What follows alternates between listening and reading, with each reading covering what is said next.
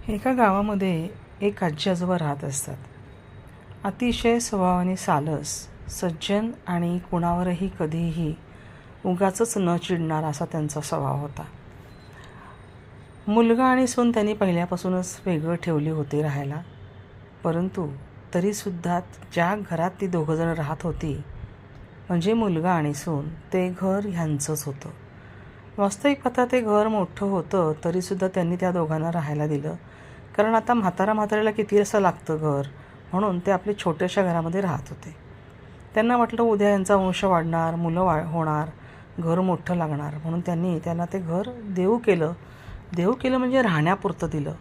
आणि ते घर नावावर होतं आजोबांच्याच. परंतु पुढे काय झालं हे सांगण्याआधी मी ॲडव्होकेट सुषमा तुमच्या सगळ्यांचं माझ्या हेल्दी आणि लिगल हेल्पिंगमध्ये स्वागत करते.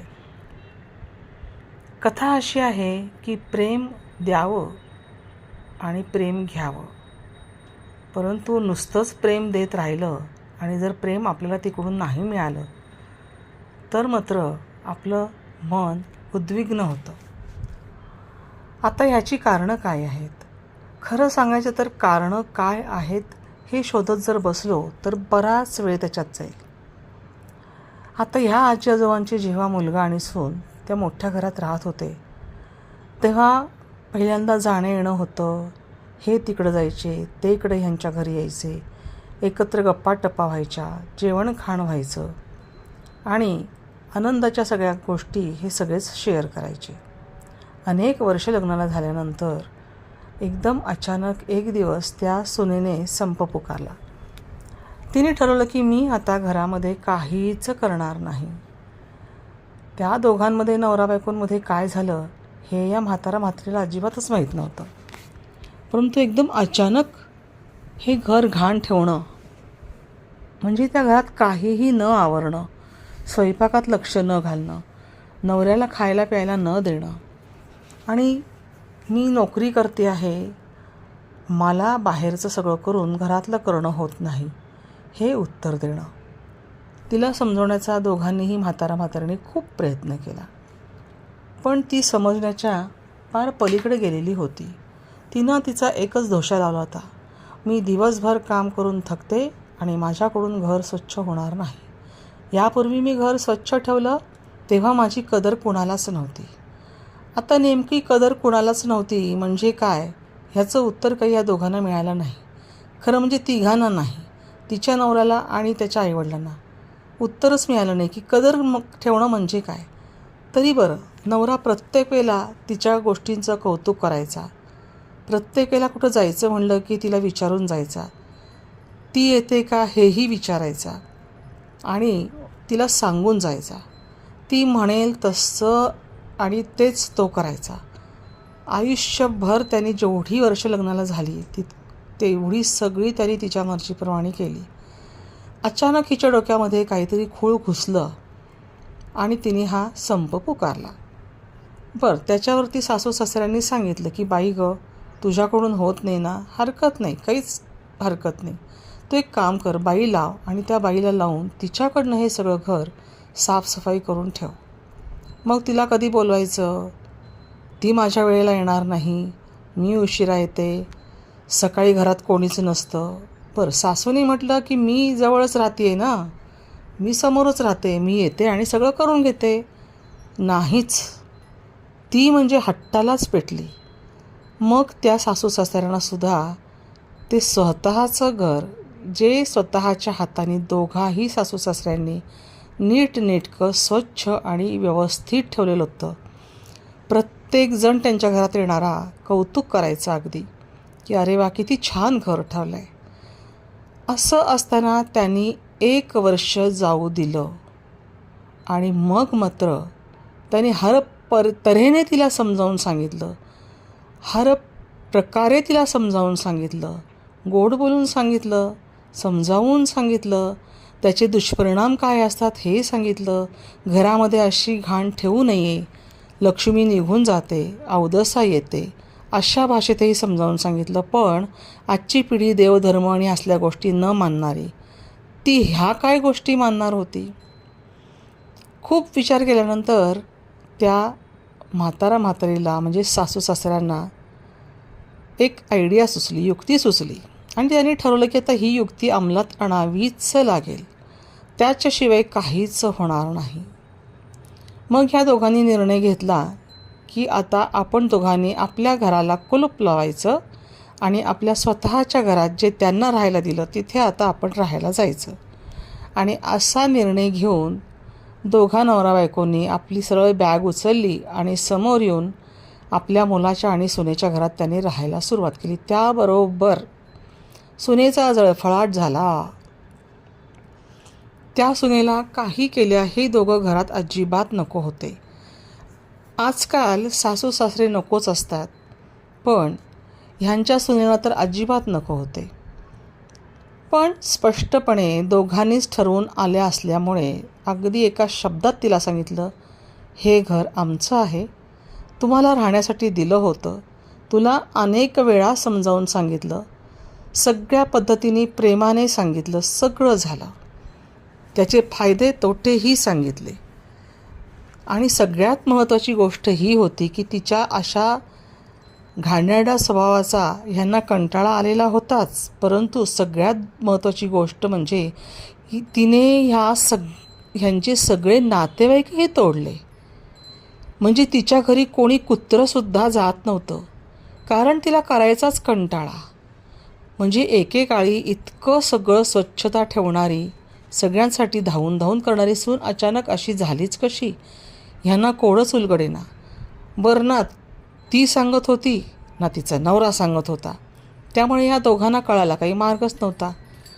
म्हणून मग शेवटी त्यांनी निर्णय घेतला की आता आपण दोघांनी त्या घरामध्ये जाऊन राहायचं, मग तरी ही सून सुधारते का हे बघावं लागेल.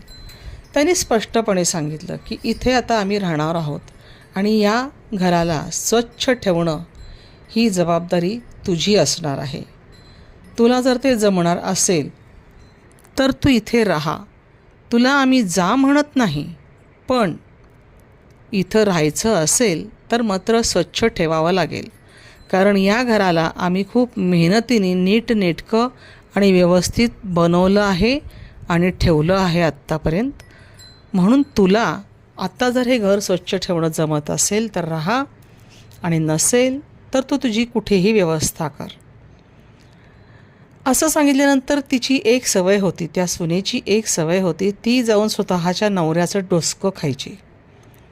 ती स्वतःच्या नवऱ्याला इतकं बोलायची, तुझे आईवडील इथे आलेच कसे, त्यांना तू येऊ दिलंच कसं, ते इथे येऊन मला सगळ्या सूचना करतातच का, तू त्यांना काही बोलतच कसा नाही, इथपासून सगळं त्या सुनेनी त्या मुलाचं डोकं खायला सुरुवात केलं. त्याआधीच त्याच्या आईवडिलांनी त्याला आधीच सांगून ठेवलं होतं की जर तुझ्या सुनेनी म्हणजे आमच्या सुनेनी जर तुला काही बोललं तर आम्हाला ते सहन होणार नाही, आणि तुला आमच्या बाजूने आम्ही जे तुझ्याच फायद्यासाठी करतो आहे त्यासाठी तुला आमच्या बाजूनीच राहावं लागेल. त्यामुळे तुला जर तिने आमच्याबद्दल तक्रार येऊन सांगितली तर त्यावेळेला तुझे दोन्ही हात तू वर करून द्यायचे आणि तिला सरळ सांगायचं की हे घर आजही त्यांचंच आहे, माझं नाही. त्यामुळे ते जे काही निर्णय घेतील तो मी मान्य करणार आहे. आणि सगळ्यात मूळ गोष्ट ही आहे की मी स्वतः घर चांगलं ठेवतोच आहे, स्वच्छ ठेवतोच आहे, पण मी जितकं स्वच्छ करतो आहे तितकं ती मुद्दाम तू घाण करती आहेस. तेव्हा हे घर कसं ठेवायचं आणि इथं कोणी राहायचं हा निर्णय सर्वस्वी माझ्या आईवडिलांचा आहे. तेव्हा तू या भानगडीत न पडलेलंच बरं आहे. तुला जर ऐकायचं असेल त्यांचं तर तू इथे राहा, आणि तुला जर ऐकायचं नसेल तर तू जाऊ शकतेस. घर मोठं आहे, स्वच्छ ठेवता आलं तर ठेव, नसेल तर कामवाली बाई लाव, तिच्याकडनं स्वच्छ करून घे. पण घरामध्ये नीटनेटकेपणा असणं गरजेचं आहे आणि असायलाच हवं, असं माझ्या आईवडिलांचं म्हणणं मला मान्य आहे. असं त्याच्या आईवडिलांनी त्याला आधीच सांगून ठेवल्यामुळे त्या मुलांनी देखील तसाच रोल पार केला आणि त्यांनी तसंच तिलाही सांगितलं. पण मग त्या मुलीने धमकी द्यायला सुरुवात केली. सून म्हणाली, असं जर असेल तर मी सरळ माझ्या माहेरी जाईन, तू राहा एकटा इथे आणि मला डिवोर्स दे. मुलाने त्यालाही कबुली दिली. ठीक आहे, तुला एवढ्या गोष्टीसाठी जर डिवोर्स हवा असेल तर डिवोर्स देतो मी, काही हरकत नाही, जा तू माहेरी. मग तिची पुढची धमकी अशी होती की मग मी माहेरी गेले की तुला तिकडे केस दाखल केल्यानंतर सारख्या चक्रा माराव्या लागतील. त्याच्या आईवडिलांनी स्पष्ट सांगितलं की हो, आम्ही मारू चक्रात, तू माहेरी केस दाखल करून दे तुझ्या, आम्ही मारू चक्रा, बघू काय करायचं ते. आणि तुझे सगळे जे नातेवाईक आहेत ना, त्या नातेवाईकांच्या समोर तुझी जास्त बदनामी होईल. त्यामुळे नेमकं काय करायचं हे तू ठरव. एका छोट्याशा गोष्टीवरनं तुला डिवोर्स द्यायचा असेल तर तू देऊ शकतेस. असं जेव्हा सासू सासऱ्यांनी सुद्धा सांगितलं तेव्हा तिच्या एक गोष्ट लक्षात आली की आपला नवरासुद्धा आता आपल्या बाजूनी नाही आहे. आपल्या माहेरी आपण जायचं, पण कुणाच्या जीवावर? कारण तिचं तिच्या वडिलांशी अजिबात पटत नव्हतं. अजिबात तिचे वडील तिच्याशी बोलत नव्हते आणि ती त्यांच्याशी बोलत नव्हती. आणि आई म्हणलं तर त्या आईला काही अर्थच नव्हता. मुळात म्हणजे या घरामध्ये सगळी घाण केली होती ती तिच्या आईच्या स्वभावानेच झाली होती. म्हणून मुलीच्या आईने मुलीच्या सासरी जास्त लक्ष घालू नये असं म्हणतात. ते एवढ्याचसाठी पहिल्या दिवसापासून तिच्या आईने घरात लक्ष घालून या मुलीचे कान भरून भरून तिला इतकं काही वेडवाकडं शिकवलेलं होतं की अचानक चांगली मुलगी, काम करणारी, घरामध्ये सगळं समजावून घेणारी, ती बिघडून गेली. का बिघडली, कशी बिघडली ह्याचं कारण नंतर उमगलं. जेव्हा टोकापर्यंत गोष्टी गेल्या तेव्हा मग त्या मुलीने घरामध्ये राहण्याचा निर्णय घेतला. मग रडली, भेकली, भरपूर नाटकं केली. तेव्हा सासू सासऱ्यांनी एका शब्दात तिला सांगितलं की आमच्यासमोर ही नाटकं बंद. तुझं जे काही म्हणणं असेल ते आमच्यासमोर सांग, आम्हाला पटलं तर मान्य करू, नाही पटलं तर तुला तुझा मार्ग मोकळा आहे. असं सांगितल्यानंतर ती माहेरी निघून गेली. माहेरी निघून गेल्यानंतरसुद्धा तिथेसुद्धा तिला कोणी विचारण असे झालं. कोणीही तिला विचारत नव्हतं. भाऊ भाऊजे तर असेही दूरच राहत होते. हिच्या स्वभावामुळे ते देखील हिच्याशी काहीच बोलत नव्हते. आणि हिची आई आणि ही या दोघीच कायदे असायचे, त्यांच्यामध्ये डोकी त्यांच्यात शिजायचं. काय जे शिजत असेल ते त्यांच्याच डोक्याने शिजत होतं. परंतु कालांतराने लक्षात आलं त्या आईच्यासुद्धा की आपण हे खूप चुकीचं केलं. हे जेव्हा त्या मुलीच्या वडिलांनी तिच्या आईला सांगितलं तेव्हा त्या बाईच्या डोक्यात घुसलं. तोपर्यंत ती बाई नवऱ्यामध्ये आणि हिच्यामध्ये आग लावत होती, सासू सासऱ्यांमध्ये आणि हिच्यामध्ये आग लावत होती, हिचे कान सारखे भरत होती. ह्या सगळ्या गोष्टींमुळे तिच्या संसाराची वाट लागली. आयांच्या लक्षात का येत नाही की आपण आपल्याच मुलीच्या संसाराची वाट लावतो आहे, हे चुकीचं आहे. हे आयांना ज्या दिवशी कळेल त्या दिवशी मुलींचे संसार चांगले सुरू होतील.